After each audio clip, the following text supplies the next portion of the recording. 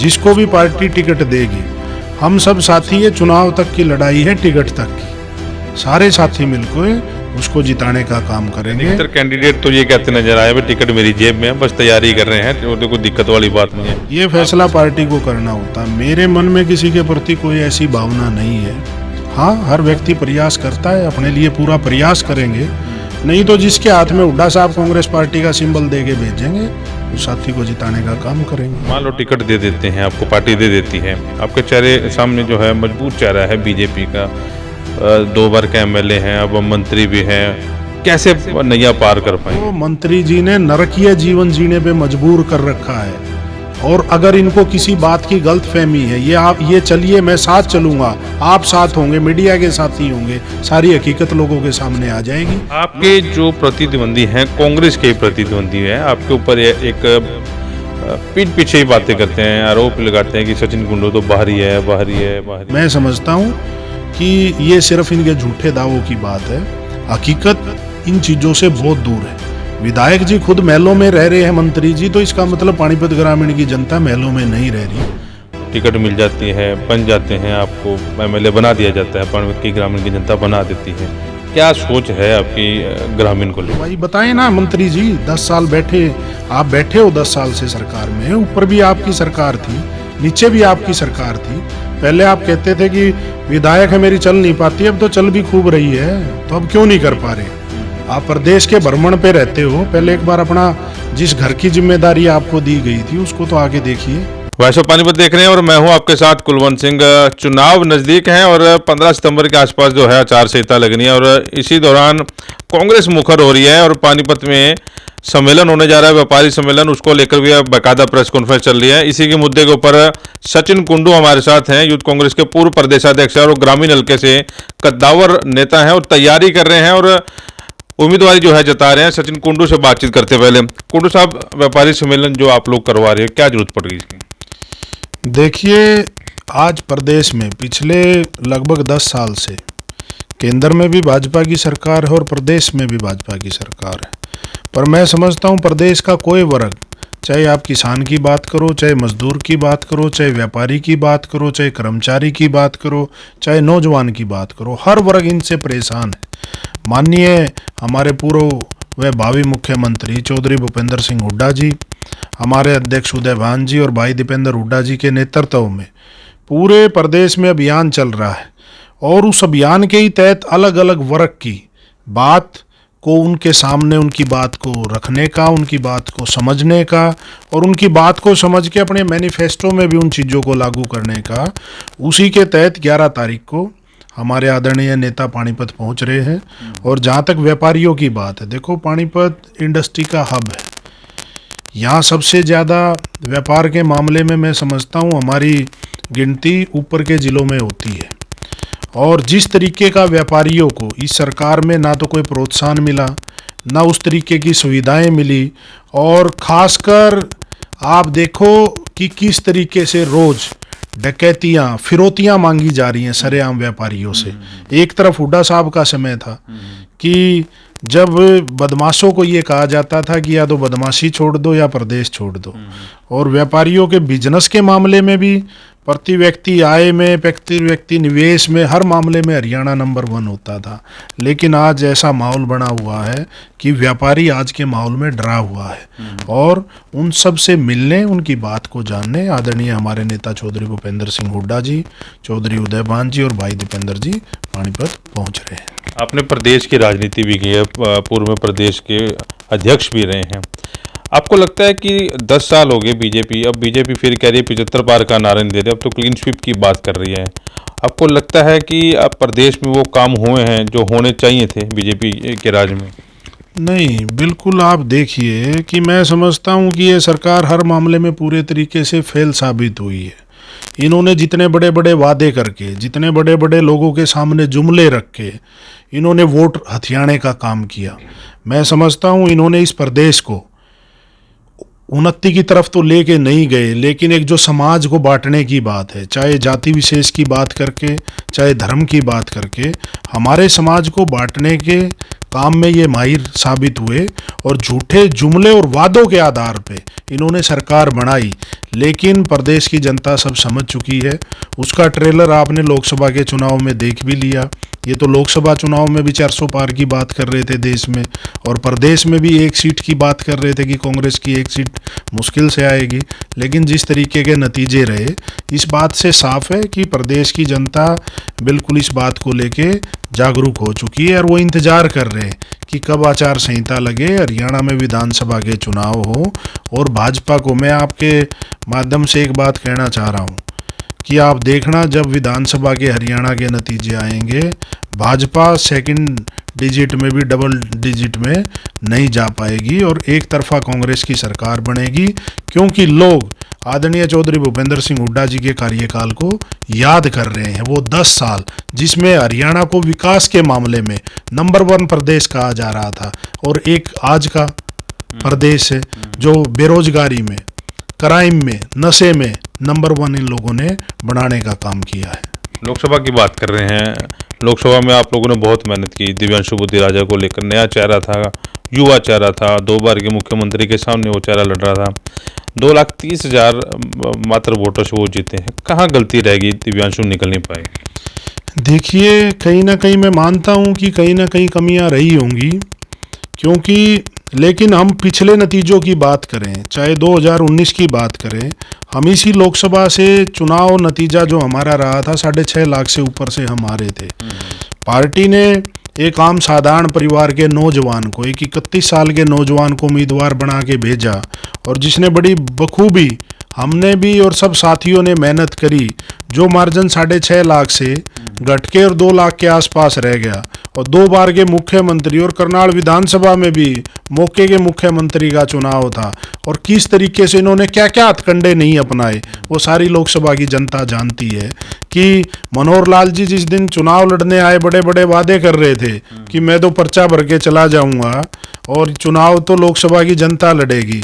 आखिर के 10 दिन आपने देखा होगा, मनोहर लाल जी तो करनाल से 1 मिनट भी बाहर नहीं निकल पाए और डोर टू डोर करते नजर आए। और किस तरीके के प्रलोभन और क्या क्या चीजें नहीं बांटी गई वो करनाल की जनता सब जानती है। और उस तरीके से उन बातों से साफ है। और मैं समझता हूं कि 9.5 साल जिस मुख्यमंत्री के कार्यकाल में काम हुए, खुद भाजपा नेतृत्व ने उसको रिजेक्ट करके उतार दिया। तो एक रिजेक्टेड मुख्यमंत्री, मैं समझता हूं कि यहाँ से सांसद बन के और मंत्री भी बन गए, उनसे कोई उम्मीद की नहीं जा सकती। लेकिन सैनी साहब अभी 3 महीनों से घोषणाओं पे घोषणाएं कर रहे हैं, किसानों के लिए घोषणाएं, खिलाड़ियों के लिए घोषणाएं। तो लगता है कि मतलब जनता वो ये 9.5 साल का वो राज याद करेगी, या ये 3-4 महीने का जो सैनी इसका राज याद करेगी? ये तो इनके जाते हुए की छटपटाहट है। इनको लग रहा है कि जो भी हुड्डा साहब बात कहते हैं अगले दिन उसी की घोषणा कर देते हैं। 9.5 साल से कहाँ सो रहे थे, जब प्रदेश का हर वर्ग, किसानों की 750 किसानों ने शहादत दी, इनके पास एक शब्द नहीं था बोलने के लिए।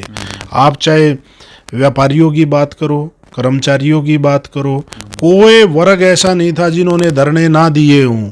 और इन्होंने उनका जवाब, उनकी बात सुनने की बजाय लाठी डंडों से ये जवाब देते थे। अब कहाँ से इनको इस बात की, लोकसभा के नतीजों से इनको साफ हो चुका है कि इनका जाने का विदाई का समय आ चुका है और प्रदेश में कांग्रेस पार्टी की सरकार बनने जा रही है। आप ग्रामीण से कांग्रेस के टिकट से मजबूत दावेदार माने जाते हैं। हालांकि और भी हैं, 20-30 लोग और भी हैं।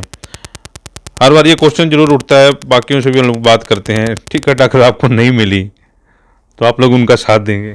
देखिए, यही कांग्रेस पार्टी की खूबसूरती है। लोकतांत्रिक प्रणाली कांग्रेस पार्टी में रहती है। सब साथी हैं, सबका हक है। हर व्यक्ति जो राजनीति में आया उसकी इच्छा है। हर आदमी प्रयास करता है कि मुझे टिकट मिले, लेकिन टिकट का फैसला पार्टी हाईकमान ने करना और प्रदेश नेतृत्व आदरणीय चौधरी भूपेंद्र सिंह हुड्डा जी, उदयभान जी और दीपेंद्र जी ने करना है। जिसको भी पार्टी टिकट देगी, हम सब साथी है। चुनाव तक की लड़ाई है, टिकट तक की। सारे साथी मिलकर उसको जिताने का काम करेंगे। देखो, 2009 में पानीपत ग्रामीण हल्का बना और पिछले 15 साल से यहाँ से कांग्रेस पार्टी नहीं जीत पाई, नतीजे हमारे अनुरूप नहीं रहे। लेकिन अब की बार जब गिनती होंगी और पानीपत ग्रामीण की मशीनें खुलेंगी तो आप देखोगे कि पानीपत ग्रामीण की सीट पे कांग्रेस पार्टी का झंडा बुलंद मिलेगा और सब साथी मिलके जिसको भी पार्टी टिकट देगी उसे जिताने लेकिन का अधिकतर कैंडिडेट तो ये कहते नजर आए भाई टिकट मेरी जेब में है, बस तैयारी कर रहे हैं, तो कोई दिक्कत वाली बात नहीं है। आप कह रहे हैं सबका साथ मैं दूंगा। हो सकता है वो लोग भी सोचते हो, क्योंकि ये आखिरी मौका है अधिकतर लोगों के लिए चुनाव लड़ने का, और एकजुट होकर आप लोग चुनाव लड़ते हो तो कहीं ना कहीं सीट सेटिंग हो ही जाएगी, क्योंकि हुड्डा साहब ये कह चुके हैं कि हर आदमी को मैं सेट करूंगा ये चीज़ें। देखो, जहाँ तक मेरी बात, मैं सकारात्मक सोच रखता हूँ, राजनीति भी सकारात्मक रूप से करता हूँ। ये फैसला पार्टी को करना होता है। मेरे मन में किसी के प्रति कोई ऐसी भावना नहीं है। हाँ, हर व्यक्ति प्रयास करता है, अपने लिए पूरा प्रयास करेंगे, नहीं तो जिसके हाथ में हुड्डा साहब कांग्रेस पार्टी का सिंबल दे के भेजेंगे उस साथी को जिताने का काम करेंगे। आपके मान लो टिकट दे देते हैं, आपको पार्टी दे देती है, आपके चेहरे सामने जो है मजबूत चेहरा है बीजेपी का, 2 बार के एमएलए हैं, अब मंत्री भी हैं, और उनका सिस्टम ये है कि वो दरबार जो लगाते रहे हैं, अभी जो बातचीत चलती हुई एक ही है 90 विधानसभा में जो एमएलए दरबार लगाता रहा, कैसे नैया पार कर पाएंगे? देखिए, 10 साल से विधायक भी और अभी तो हाल में मंत्री भी हैं। मैं भी सोचता था जितने बड़े दावे किए जाते थे कि उस तरीके का विकास शायद इन लोगों ने किया होगा, लेकिन पिछले कुछ समय से मैं लगातार देख रहा हूँ, लगातार आवाज़ भी उठा रहा हूँ कि जहाँ तक पानीपत ग्रामीण की कॉलोनियों की हम बात करें, जो वहाँ पे जो बेसिक नीड हर व्यक्ति की होती है, जो बेसिक सुविधाएं होती हैं, चाहे बिजली की है, चाहे पानी की है, चाहे सड़कों की है, चाहे नालियों की है, चाहे चिकित्सा की है, चाहे शिक्षा की है, मंत्री जी 10 साल में वो तो पूरी कर नहीं पाए। मैं समझता हूँ कॉलोनी वासियों को मंत्री जी ने नरकीय जीवन जीने पे मजबूर कर रखा है। और अगर इनको किसी बात की गलतफहमी है, ये चलिए मैं साथ चलूंगा, आप साथ होंगे, मीडिया के साथी होंगे, सारी हकीकत लोगों के सामने आ जाएगी। लोग इंतजार में बैठे हैं, जिस भावना से इनको वोट दिए गए थे, लोग पानी को तरस रहे हैं, बिजली के बिल लोगों से नहीं भरे जा रहे। 40-40 गज के घर वाले लोगों को 3-3 लाख रुपए बिजली का बिल है। पानी के लिए एक जगह ट्यूबवेल लगवा दिया, दूर की गलियां 3-3 दिन पानी को तरस रही हैं। सामुदायिक केंद्र जो धर्मशाला कॉलोनियों में होनी चाहिए, जो लोगों के बैठने के लिए, गरीब आदमी के लिए, कहीं पे निर्माण नहीं कराया गया। स्कूलों को, जो सरकारी स्कूल थे, बंद करने का काम कर दिया। किसी कॉलोनी में डिस्पेंसरी नहीं है, तो कहाँ विकास की बात करते हैं। मैं समझता हूँ कि ये सिर्फ इनके झूठे दावों की बात है, हकीकत इन चीज़ों से बहुत दूर है। विधायक जी खुद महलों में रह रहे हैं, मंत्री जी, तो इसका मतलब पानीपत ग्रामीण की जनता महलों में नहीं रह रही। लोग इंतजार में बैठे हैं। कोई भी व्यक्ति है बड़ी भावना से वोट देता, उम्मीद करता है कि ये चुन के जाएगा, हमारे लिए लड़ाई लड़ेगा, हमारा विकास कराएगा, बच्चों को रोजगार दिलाएगा। लेकिन ना यहाँ रोजगार के नाम पे कुछ है, ना विकास के नाम पे कुछ है। अब तो पानीपत ग्रामीण की जनता आस लगाए बैठी है कि चुनाव आए और कांग्रेस पार्टी को जिताएं और हुड्डा साहब के नेतृत्व में कांग्रेस पार्टी का विधायक बनेगा, और फिर पानीपत ग्रामीण की कॉलोनियों में और गाँव में उस तरीके की सुविधाएं लोगों को मिल पाएंगी। आपके जो प्रतिद्वंदी हैं, कांग्रेस के प्रतिद्वंदी हैं, आपके ऊपर एक पीठ पीछे ही बातें करते हैं, आरोप लगाते हैं कि सचिन कुंडू तो बाहरी है, बाहरी है, बाहरी है, हम लोग यहाँ के हैं, हमें टिकट जो है मिलेगी इस बारी, क्योंकि ये ग्रामीण का ये इतिहास रहा है कि जब भी टिकट मिली है बाहरी को मिली है, लेकिन इस बार अंदर होनी चाहिए टिकट। आप क्या कहना चाहेंगे? नहीं, बारी की बात को मैं समझ नहीं पाया। बारी काम है मतलब इस इलाके के नहीं है, नहीं इलाके की और काम है। लगभग 15 साल से मैं वोटर यहाँ का हूँ, जब से हल्का बना है। मेरा रेजिडेंस यहाँ सेक्टर 18 कहाँ पड़ता है, और जो कॉलोनियों की 110 कॉलोनियाँ हैं पानीपत ग्रामीण में, लगभग 1.5 लाख मतदाता हैं कॉलोनियों में और सेक्टरों में रहने वाले लोग, फिर उनसे वोट भी ना ले। अगर ये कोई बात कह रहा है तो मैं समझता हूँ उसको राजनीतिक सूझबूझ नहीं है। इस तरीके की भावना अगर कोई रखता है, मेरी एजुकेशन यहाँ की, मेरा रहना यहाँ का, मैं वोटर यहाँ का, मेरा घर यहाँ का, सारी चीज़ें पता नहीं। मैं तो अगर ये ऐसी कोई बात कर रहा तो मैं समझता हूँ कि ये मतलब राजनीतिक सूझबूझ की बात नहीं है। अब किसी ये कहने वाले आदमी की क्या सोच हो सकती है, उस बात को तो मैं नहीं कह सकता। मैं ये समझता हूँ कि लोगों को इन बातों से कोई लेना देना नहीं है। लोगों को काम करने वाला व्यक्ति चाहिए। कौन व्यक्ति उनके दुख दर्द में खड़ा रहेगा, कौन व्यक्ति उन बुजुर्गों को सम्मान दिला पाएगा, कौन व्यक्ति इस हल्के के नौजवानों को रोजगार दिला पाएगा, कौन व्यक्ति इस इलाके की तरक्की करा पाएगा, कौन व्यक्ति यहाँ इस तरीके की परियोजना ले के आ सकेगा कि यहाँ के बच्चों को बढ़िया यूनिवर्सिटी मिले पानीपत में, कि यहाँ के हमारे बहन भाई यहाँ पे पढ़ सकें, हमारा इंडस्ट्री का हब है पानीपत, कोई अच्छा प्रोजेक्ट यहाँ पे लेके आए, कोई अच्छी इंडस्ट्री यहाँ लेके आए जिससे यहाँ पे नौजवानों को, खासकर टेक्निकल एजुकेशन के जो बीटेक ITI पॉलिटेक्निकल जो लोग करते हैं, उन लोगों को यहाँ रोजगार मिल सके। इस तरीके की लोगों की सोच है। ये तो राजनीतिक लोग अगर इस तरीके की बात करते हैं तो मैं समझता हूँ इन बातों का कोई आधार नहीं होता। आप नौजवान हैं, युवा टिकट मिल जाती है, बन जाते हैं, आपको MLA बना दिया जाता है, पानीपत की ग्रामीण की जनता बना देती है, क्या सोच है आपकी ग्रामीण को लेकर?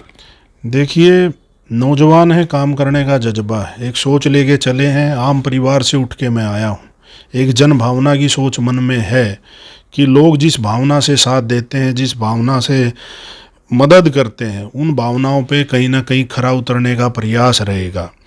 चाहे मैं समझता हूँ, जो अभी मैं बता भी रहा था, कि पानीपत में बढ़िया यूनिवर्सिटी बने जिसमें हमारे नौजवान साथी पढ़ सके, बढ़िया इंडस्ट्री आए और कॉलोनी में रहने वाले लोग, उनको जो बेसिक सुविधाएं, साफ़ सुथरी उनको गलियाँ मिलें, साफ़ सुथरा पानी पीने का। मेरे को कई बार बड़ी तकलीफ़ होती, मैं कॉलोनियों में जाता हूँ, जो वो पानी पी रहे ना, अगर TDS उसका चेक कर लिया जाए, बच्चों को जहर पिलाया जा रहा है।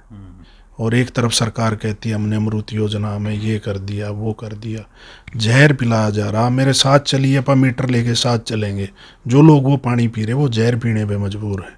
साफ़ सुथरा पानी मिले, साफ़ सुथरी गलियां मिले, साफ़ सुथरा सीवरेज की सुविधाओं, सफाई। गंदगी के नाम पे अभी आप देखोगे, बारिश का मौसम है, बारिश में किस तरीके का कीचड़ उनके घरों में जाता है। हर घर में बीमार व्यक्ति पड़ा है, बेचारों डॉक्टरों के पास उनकी लुटाई होती है।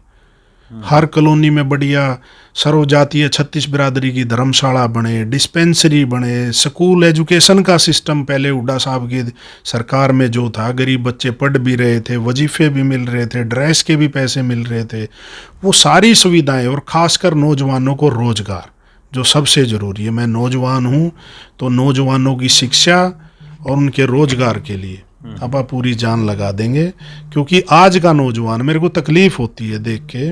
हम पानीपत जिले की बात करें, आप गांव में चलिए, गांव के गांव खाली हो रहे, कोई माँ बाप बाहर बेच के खुश नहीं है, सबको एक एक दो दो बच्चे हैं। कोई नहीं चाहता कि मैं ज़मीन बेच के अपने बच्चे को गलत रास्ते से विदेश में भेजूं, मजबूरी में भेजना पड़ रहा है। अगर यहाँ रोजगार मिले तो हर माँ बाप की इच्छा है कि मेरा बच्चे को यही रोजगार मिले और हम अपने बच्चों के साथ खुशी खुशी रहें। तो यहाँ पे रोजगार के अवसर पैदा हों, ऐसी सोच अपन लेके चलेंगे। और काम करने को बहुत है। देखो 10 साल में जिस हरियाणा को हुड्डा साहब ने विकास के रास्ते पे चल के आगे बढ़ाया था, उस हरियाणा को और पानीपत जिले को 10 साल में ये लोग बहुत पीछे ले गए। अब दोबारा से कांग्रेस पार्टी की सरकार बनेगी, हमारा प्रयास रहेगा कि दोबारा से विकास के रास्ते पे हरियाणा आए और हमारा पानीपत जिला आए। अब पानीपत जिले की बात अगर मैं करूं 1 मिनट के लिए, हुड्डा साहब के समय में आप कितनी सारे जो पानीपत के मेन प्रोजेक्ट हैं पिछले कुछ समय के उठा लीजिए। पानीपत का फ्लाईओवर हुड्डा साहब ने बनवाया, सेक्रेटेरिएट हुड्डा साहब ने बनवाया, जुडिशल कॉम्प्लेक्स हुड्डा साहब ने बनवाया, गवर्नमेंट कॉलेज सेक्टर 18 हुड्डा साहब ने बनवाया, जाटल पॉलिटेक्निकल हुड्डा साहब ने बनवाया, मतलोडा का गवर्नमेंट कॉलेज हुड्डा साहब ने बनवाया।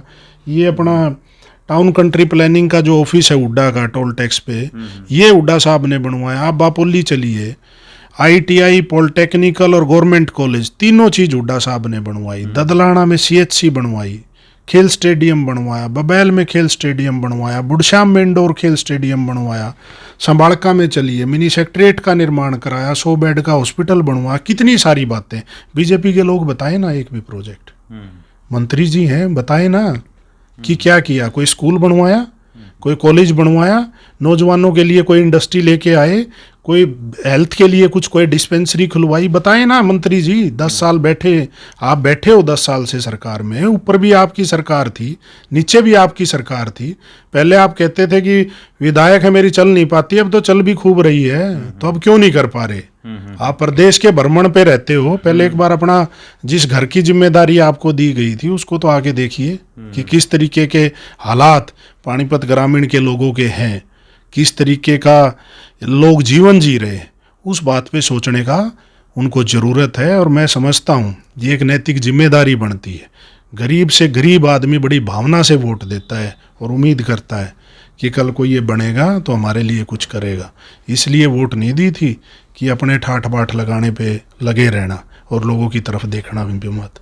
लोग इंतज़ार कर रहे हैं, आप आइए, 1 महीने का समय रह गया, आपको खुद जवाब मिल जाएगा। चलिए, सचिन कुंडू नौजवान है, जोश है, बातों में आपने सुन ही लिया बातें कैसी करते हैं। अब देखते हैं आगे आने वाले चुनाव में क्या होता है। पार्टी टिकट देती है, जीत के क्या ग्रामीण हल्के की सेवा करते हैं और क्या नए रोजगार जो है लेके आते हैं। आप इस इंटरव्यू को साथ के साथ शेयर जरूर करें। वॉइस ऑफ पानीपत के सुरेश शर्मा के साथ कुलवंत।